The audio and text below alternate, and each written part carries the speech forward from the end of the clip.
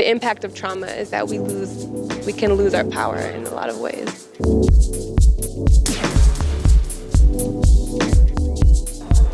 Hello, lovelies. We are here with a poet, an educator, and she writes about intersectionality.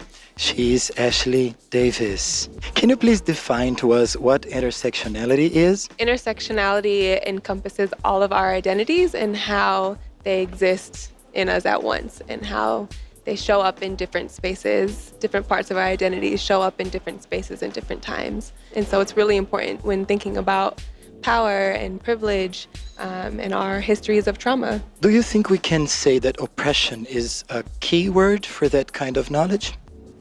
Yeah, I think so.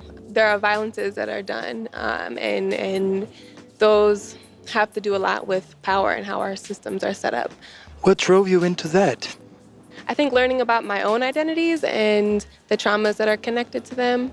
When I was in college, there was something that happened. Somebody wrote a derogatory term on my friend's door based on her race. The school that I was at didn't do anything about it. I don't know, my world kind of crashed. I started to understand that certain systems, certain things weren't built for me and for my care. I read in your presentation that you are a witch. And this is not only as beautiful, but it is magnetic. What is to be a witch?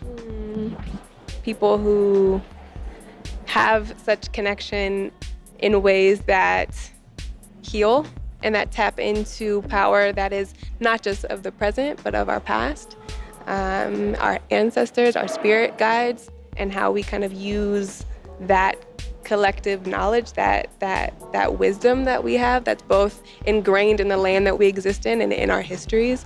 So I think that recognizing, right, thinking back to oppression, I think of the way that oppression operates. It disconnects us from our history, it disconnects us from our land. And so when I think of the term witch, I think of how do I get back to ritual? How do I get back to slowness? How do I get back to the land? How do I get back to my history? So that I can heal myself and support in the healing of the people that I love. There are many traditions of witchcraft. Do you follow anyone particularly, or you use this term in a broad way? I would say I use it in a way that connects to my humanity and the humanity of the people around me.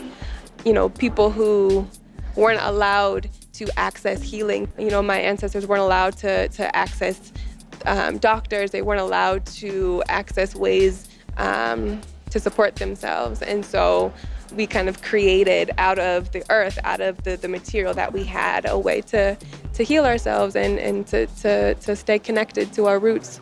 I don't know, when I think of witchcraft or I think of just kind of compiling all of my history in that way. I can see in you a depth that is very rare and a lot of beautiful feelings. Mm-hmm. And I know that you are a poet. So could you please recite some of the lines that you have written and you like the most?